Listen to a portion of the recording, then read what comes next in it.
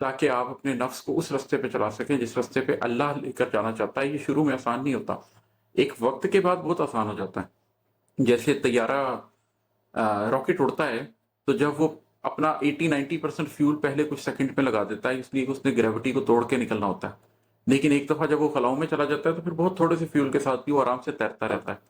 پھر آپ اسی اللہ کے آگے سجدہ ریز ہوتے ہیں کہ میں نے ایک ایک ایک ایک ایک ایک برائی اپنے اندر سے مٹائی ہے، اب تو مجھے پاک کر دے۔ پھر اللہ آپ کے اندر وہ روحانی پاکیزگی، آپ کے قلب کے اندر وہ نوری پاکیزگی پیدا کرتا ہے جو آپ نے ایک نفس امارہ کے پیچھے بھاگ بھاگ کر خوشی اختیار کیے رکھی ہے۔ نفس امارہ نے آپ کو جس بات پہ ہنسایا ہے، پھر جب آپ اس کو تولتے ہیں تو اس بات پر آپ کو رنج ہوتا ہے۔ ایک اور غزل آپ لوگوں کے ساتھ ڈسکس کرتا ہوں، یہ بڑی چھوٹی بحر میں سادہ سی غزل ہے، اس میں صرف جو بات سمجھنے کے لیے اہم ہے وہ ہے کہ اس کا ردیف کیا ہے۔ اس کا ردیف ہے پڑھ سکتا ہے، کرنا پڑ سکتا ہے، رہنا پڑ سکتا ہے، دھونا پڑ سکتا ہے، بہنا پڑ سکتا ہے۔ یہ غزل جب انسان اپنی ذات کو تبدیل کرنا چاہتا ہو تو اس کے اندر اس کو کیسے کیسے رستوں سے گزرنا پڑ سکتا ہے، اس کی طرف اشارہ کرتی ہے۔ میں ایک ایک شعر کی شاید آپ کو تشریح کرنے کی ضرورت نہیں پڑے گی، لیکن میں آپ کو صرف بتاتا جاتا ہوں کہ اس کا بیک گراؤنڈ کیا ہے، کہ آپ کو کیا کیا کرنا پڑ سکتا ہے۔ اگر آپ تبدیلی کے خواہاں ہیں تو ان چیزوں کے لیے خود کو تیار کر لیجیے۔ اگر آپ ان چیزوں کے لیے تیار نہیں ہیں تو پھر آپ زندگی میں جہاں ہیں جیسے ہیں ویسے ہی رہیں گے، بدل نہیں سکیں گے، نہ اپنی ذات کو بدل سکیں گے، نہ اپنے خاندان کو بدل سکیں گے، نہ اپنی زندگی کے سرکمسٹانسز کو بدل سکیں گے۔ اس کا مطلب ہے کہ زخمی کرنا پڑ سکتا ہے، خود سے لڑنا پڑ سکتا ہے، یہ تو پہلی چیز ہے۔ بسا اوقات آپ کو اپنی ہی ذات سے، آپ نے اپنی زندگی میں جو ہیبٹس اپنائی ہیں، آپ نے اپنی پوری ماضی کی جو زندگی گزاری ہے اس سے لڑ کے اپنے آپ کو زخمی کر کے ایک نئی ذات کا اجرا کرنا پڑ سکتا ہے، ایک نئی ذات کا آغاز کرنا پڑ سکتا ہے۔ یہ پہلا سٹیپ ہے اگر آپ تبدیلی حاصل کرنا چاہتے ہیں تو۔ رنگوں بو کے اس میلے میں تنہا رہنا پڑ سکتا ہے۔ دوسری چیز تبدیلی میں کیا ہوتی ہے؟ Social isolation is the smallest cost of change. اس لیے کہ آپ جس معاشرے میں رہ رہے ہوتے ہیں اس میں آپ جیسے ہیں ویسے ہی رہ رہے ہوتے ہیں، جب آپ بدلنا چاہتے ہیں تو معاشرہ اس چیز کو ایکسیپٹ نہیں کرنا چاہتا۔ وہ لوگ آپ کو جس رنگ میں دیکھنے کو تیار ہوتے ہیں وہ اسی رنگ میں دیکھتے ہیں۔ سب سے پہلے آپ کو پرابلم ہی یہ آتا ہے کہ آپ کے دوست آپ سے کہیں گے کہ تم تو وہی تھے نا جو ہر وقت سگریٹ پیتے رہتے تھے۔ آپ کے لڑکپن کا کوئی دوست ہے تو وہ آپ سے کہے گا وہ تمہیں نماز پڑھنے کا کیا شوق ہے، تم تو وہی آدمی نہیں ہو جو پہلے جو ہے ہر وقت فلمیں دیکھنے کے چکر میں پڑے رہتے تھے۔ آپ کے بڑے بہن بھائی یا آپ کے ماں باپ کہیں گے ہاں ہاں ہم تمہیں بچپن سے جانتے ہیں، تم کیسے ہو۔ آپ کو تبدیل ہونے نہیں دیں گے، وہ آپ کو آپ کا ماضی یاد دلاتے رہیں گے۔ اگر آپ بدلنا چاہتے ہیں آپ کو یہ سارا کچھ کسی حد تک چھوڑ کے پیچھے ہونا پڑے گا۔ جو آپ کے صلہ رحمی کے رشتے ہیں وہ تو ظاہر ہے آپ نبھائیں گے، لیکن آپ کو یہ ساری باتیں سننی پڑیں گی اور تنہا ہو کے اپنی ذات کے اوپر کام کرنا پڑے گا۔ آپ سب کو منا نہیں سکتے کہ میں تبدیل ہونے لگا ہوں مجھے سپورٹ کرو، کوئی بھی ایسا نہیں کرے گا۔ اوروں کے غم کے ریلے میں خود بھی بہنا پڑ سکتا ہے۔ جب آپ یہ دونوں چیزیں کر لیتے ہیں تو پھر کیا ہوتا ہے، آپ کو دوسروں کا جو غم ہے وہ بھی اپنے کندھے پر اٹھانا پڑتا ہے۔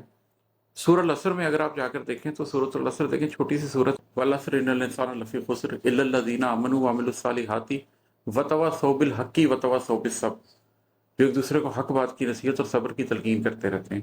تو جب آپ اس رستے پہ چلتے ہیں تو بہت تھوڑے لوگ پھر آپ کے ساتھ ہوتے ہیں، پھر آپ کو صبر کرنا پڑتا ہے، اور صبر کے ساتھ آپ کو دوسروں کو تلقین بھی کرنی پڑتی ہے، دوسروں کو ساتھ لے کر بھی چلنا پڑتا ہے۔ تو یہ بھی ایک راستے کا سفر ہوتا ہے کہ اگر آپ کو کچھ لوگ مل جائیں تو ان کے ساتھ آپ کیسے برتاؤ کرتے ہیں۔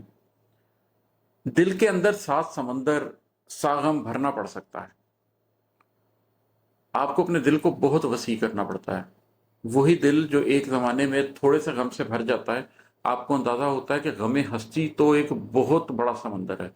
اگر آپ کے دل کے اندر وسعت نہیں ہے اور آپ اتنا غم نہیں بھر سکتے ہیں تو آپ تبدیل نہیں ہو سکتے ہیں۔ اس لیے کہ ذات کی تبدیلی اور ذات کی تشکیل نو بہت بڑا قلب مانگتی ہے، تو اپنے اندر وسعت نظری اور اپنے اندر وسعت قلبی پیدا کرنی پڑتی ہے۔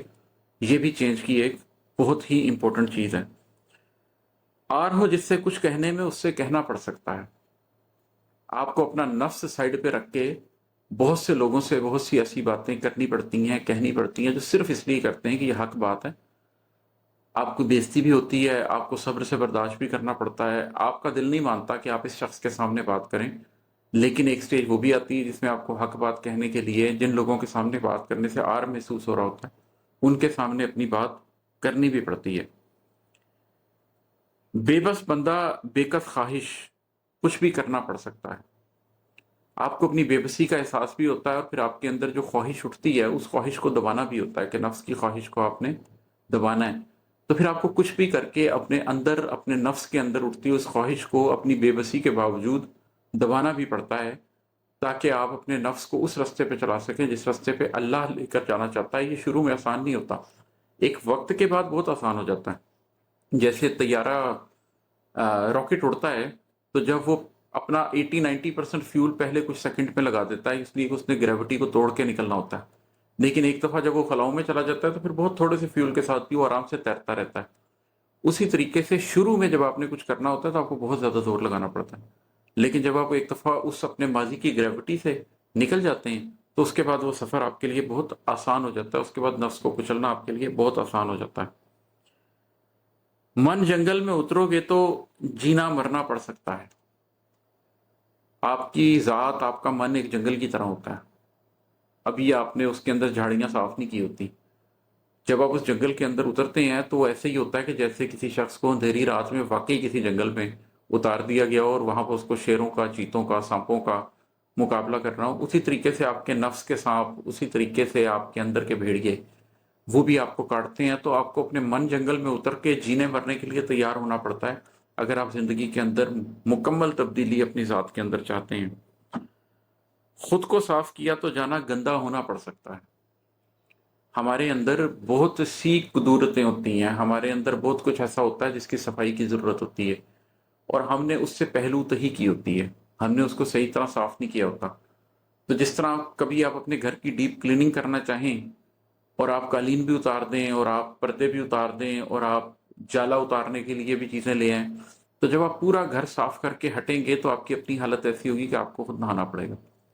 उसी तरह जब आप अपनी जात की सफाई के लिए भी उतरते हैं तो आपको अपने अंदर इतनी कदूरतें नजर आती हैं कि एक एक कदूरत साफ करने के बाद फिर आप बैठते हैं और अल्लाह से कहते हैं कि अल्लाह, मैंने एक एक चीज को साफ किया है और मेरा तो पूरा मन इसकी सफाई में गंदा हो गया कि मैं कितना गंदा था। फिर आप अल्लाह के आगे सजदा रेज़ होते हैं कि मैंने एक एक बुराई अपने अंदर से मिटाई है, अब तू मुझे पाक कर दे। फिर अल्लाह आपके अंदर वो रूहानी पाकीज़गी, आपके कल्ब के अंदर वो नूरी पाकीज़गी पैदा करता है।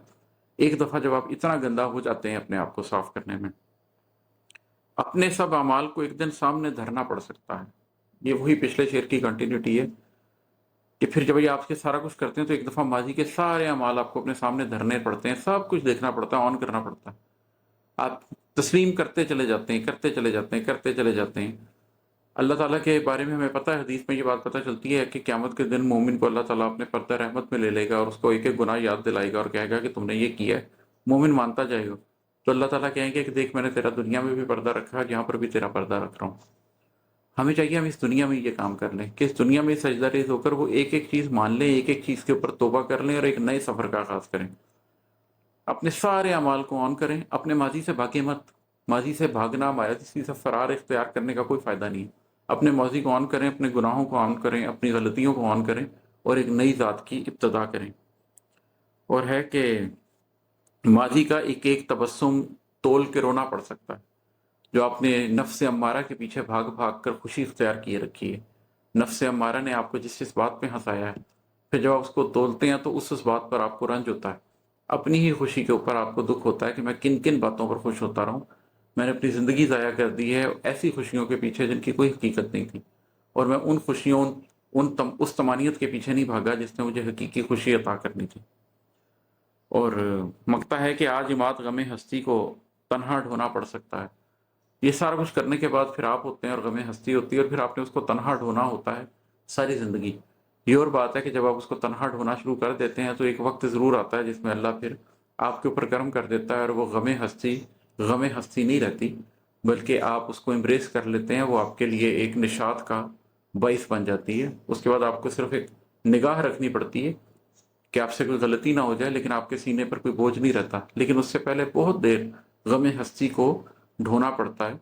तो ये पूरी गज़ल बहुत सारे उन हवालों का जिक्र कर रही है जो अगर आप अपनी ज़ात में तब्दीली चाहते हैं तो जिन रास्तों से आपको गुजरना पड़ सकता है, जिस संगे मील से आपको गुजरना पड़ सकता है, इन चीज़ों को समझिए, इनके लिए तैयारी पकड़िए। इंशाअल्लाह ताला आप भी अपनी ज़ात को एक बेहतर और एक मजबूत ज़ात बनाने के काबिल हो जाएंगे इंशाअल्लाह ताला अज़ीज़।